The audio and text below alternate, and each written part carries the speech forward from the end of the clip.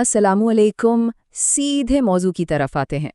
हम में से जो भी जिंदगी में सुकून और बातनी पाकीज़गी चाहता है, उसके जहन में कभी न कभी ये सवाल ज़रूर आता है कि क्या हम अकेले खुद से ही रूहानी मंजिलें तय कर सकते हैं या हमें किसी खास माहौल या किसी रहबर की ज़रूरत पड़ती है।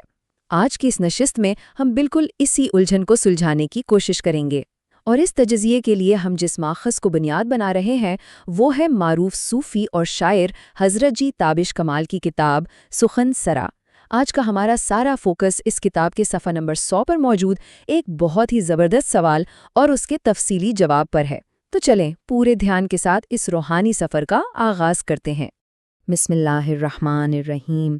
अच्छा, आगे बढ़ने से पहले ये बताना ज़रूरी है कि ये सेशन स्पिरिचुअल यूनिवर्सिटी पाकिस्तान के प्लेटफॉर्म से पेश किया जा रहा है और इसका बुनियादी मकसद ही ये है कि इंसान की बातनी और ज़ाहिरी तत्हीर के लिए शऊर उजागर किया जाए। मतलब ये महज कोई रिवायती गुफ्तगू नहीं है, बल्कि एक बाकायदा और मुस्तनद रूहानी सिलसिले की रहनुमाई है। तो असल मौजू की गहराई में जाने से पहले ज़रा बात कर लेते हैं आज के माखज़ और उसके मुसन्निफ़ की। हज़रत जी ताबिश कमाल जो सिलसिला अलावेसिया कमालिया के सरबराह हैं, वो सिर्फ़ एक कमाल के शायर और अदीब ही नहीं बल्कि एक बाअमल सूफ़ी भी हैं। उनका इदारा दारुल कमाल सिर्फ़ कोई ईंट गारे की इमारत नहीं है, बल्कि सच पूछें तो ये एक प्रैक्टिकल ट्रेनिंग ग्राउंड है जहाँ लोगों की ज़ाहिरी और बातनी तरबियत की जाती है। और ये जो किताब है ना सुखन सरा, ये दरअसल उनके इन्हीं जवाबात और इशादात का निचोड़ है जो उन्होंने मुख्तलिफ महफिलों में हक की तलाश में आने वालों को दिए। अब आते हैं इस किताब के सफ़ा नंबर 100 पर, जहाँ सवाल नंबर 14 लिखा है। और ज़रा इस सवाल पर गौर करें, क्या बातनी तत्हीर के लिए किसी दरगाह में जाना वाकई ज़रूरी है या ये महज सादा लो अवाम को अपने जाल में फांसने की बातें हैं। देखें, ये वो सवाल है जो आज के इस लॉजिकल और जदीद दौर में हम सबके जहनों में आता है ना। हम अक्सर सोचते हैं कि भाई जब इबादत घर बैठकर हो सकती है तो फिर किसी मखसूस दरगाह या रूहानी इदारे से जुड़ने की क्या तुक है। हजरत जी ने इस सवाल को गोलमोल नहीं किया, बल्कि इसका इतना मंतकी और साइंटिफिक जवाब दिया है कि वाकई इंसान का सोचने का जाविया ही बदल जाए। तो उन्होंने अपने जवाब की शुरुआत कैसे की? हज़रत जी ताबिश कमाल कहते हैं कि इस कायनात में एक कुदरती निज़ाम चल रहा है। अल्लाह ताला ने हर काम का एक ज़ाबिता, एक कानून और एक तरीका मुकर्रर कर रखा है। इस दुनिया में कोई भी चीज़, कोई भी अमल खुद ब खुद या इस निज़ाम से हटकर वक़ू पज़ीर नहीं होता। अब ये बात सुनने में बहुत सादा सी लगती है, लेकिन इसके पीछे एक बहुत गहरा नुक्ता है। वो ये कि जब दुनिया की हर मादी चीज़ एक कानून की पाबंद है, तो फिर इंसान की रूह और उसकी नश्वनुमा इस कानून से बाहर कैसे हो सकती है? इस बात को मज़ीद क्लियर करने के लिए उन्होंने बड़ी शानदार और आम फहम मिसाल दी है। ज़रा एक बीज के बारे में सोचें। इस छोटे से बीज के अंदर एक पूरा तनावर दरख्त बनने का पोटेंशियल मौजूद है, लेकिन क्या वो बीज सिर्फ अपनी इस सलाहियत के बलबूते पर किसी मेज़ की दराज में पड़े पड़े दरख्त बन सकता है? बिल्कुल भी नहीं। ज़मीन में फसल उगाने के लिए एक ख़ास माहौल चाहिए होता है। ज़रख़ेज़ मिट्टी, मुनासिब मिक़दार में सूरज की रोशनी, ताज़ा हवा और पानी। जब तक ये सारी चीज़ें बीज को नहीं मिलती, इसमें से एक पत्ता भी नहीं फूटता। तो सोचिए, जब हमारी जिस्मानी और मादी नशोनुमा के लिए एक मखसूस माहौल का होना इतना लाजमी है, तो हमारी रूह जो इतनी लतीफ़ चीज़ है, वो बग़ैर किसी ख़ास माहौल के कैसे परवान चढ़ सकती है? चलें इस मंतिक को अपनी रोज़मर्रा की दुनियावी तालीम के साथ जोड़कर देखते हैं। दुनियावी महारत हासिल करने का प्रोसेस क्या है? फ़र्ज़ करें किसी को टेक्नीशियन बनना है, तो वो क्या करेगा? ज़ाहिर है वो लाजमन किसी टेक्निकल कॉलेज में जाएगा। कॉमर्स के फील्ड में जाना है तो कॉमर्स कॉलेज का रुख करेगा, और अगर वकील बनना है तो लॉ कॉलेज में दाखिला लेगा।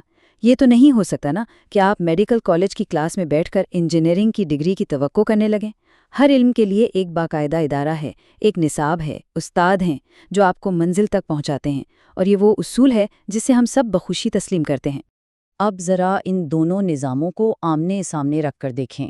एक तरफ दुनियावी तालीम है और दूसरी तरफ रूहानी मंजिल। हज़रत जी ताबिश कमाल बड़ा ही ज़बरदस्त और मुदल्लिल सवाल उठाते हैं कि अगर दुनिया की छोटी छोटी स्किल्स और डिग्रियों के लिए बाकायदा इदारे ज़रूरी हैं, तो रूहानियत जैसा अजीम और पेचीदा इल्म बग़ैर किसी रूहानी इदारे या दरगाह के कैसे हासिल हो सकता है? बातनी पाकीज़गी कोई ऐसा अमल तो नहीं कि बस तन्हाई में चंद किताबें पढ़ें और खुद ब खुद हो गया।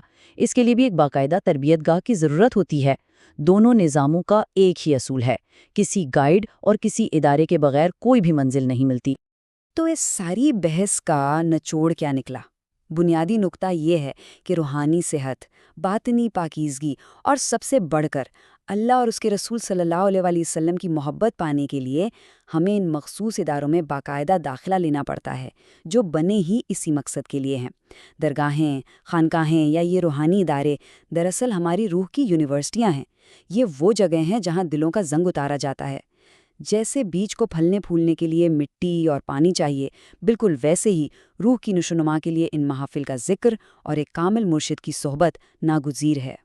یہاں پر حضرت جی نے ایک ایسا نقطہ بیان کیا ہے جو واقعی انسان کو سوچنے پر مجبور کر دیتا ہے۔ ذرا اس نمبر پر غور کریں، 1,24,000۔ اگر روحانی ترقی اور باطنی تطہیر کوئی ایسا عمل ہوتا جو انسان خود بخود اکیلے ہی سر انجام دے سکتا، تو اللہ تعالیٰ کو انسانیت کی رہنمائی کے لیے 1,24,000 انبیاء اور رسول بھیجنے کی کیا ضرورت تھی؟ ان پر آسمانی کتابیں کیوں اتاری گئیں؟ یہ اس بات کی سب سے بڑی اور واضح دلیل ہے کہ اللہ کی قربت کا راستہ انسان خود سے دریافت نہیں کر سکتا۔ اسے ہمیشہ ایک مقرر کردہ رہبر کی ضرورت ہوتی ہے، اور انبیاء کرام کے بعد یہ سلسلہ اولیاء کرام اور صوفیہ کے ذریعے آج تک جاری و ساری ہے۔ اور ایک بات یاد رکھیں، یہ نظام کوئی آج کی نئی ایجاد نہیں ہے، یہ پچھلے 1400 سالوں سے رائج ایک تسلسل ہے۔ اس کی شروعات عہد نبوی میں اصحاب صفا کے اس چبوترے سے ہوئی تھی، جو آپ کہہ سکتے ہیں کہ روحانی تربیت کی پہلی باقاعدہ درسگاہ تھی۔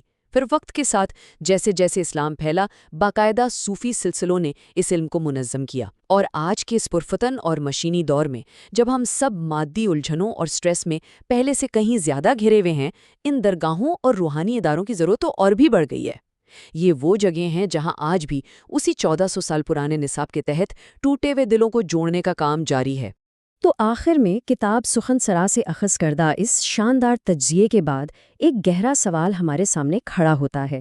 اگر ہم اپنی دنیاوی ڈگریوں، کیریئر اور پیسوں کے لیے اداروں میں دن رات محنت کرنے کو تیار رہتے ہیں، تو کیا ہم اپنے دل کا زنگ اتارنے اور سچی باطنی پاکیزگی کے لیے کسی باقاعدہ روحانی ادارے کا حصہ بننے کے لیے تیار ہیں؟ کیا ہم اس عمل کو اپنا وقت دینے کے لیے تیار ہیں؟ اس نشست نے یہ تو بالکل واضح کر دیا ہے کہ راستہ موجود ہے، اور یہ صدیوں پرانا نظام آج بھی کام کر رہا ہے۔ اب قدم اٹھانا ہمارا کام ہے۔ امید ہے کہ آج کے اس سیشن نے حقائق کو دیکھنے کا ایک نیا اور شفاف زاویہ فراہم کیا ہوگا۔ اپنا اور اپنے ارد گرد کے لوگوں کا بہت خیال رکھیے گا۔ اللہ حافظ۔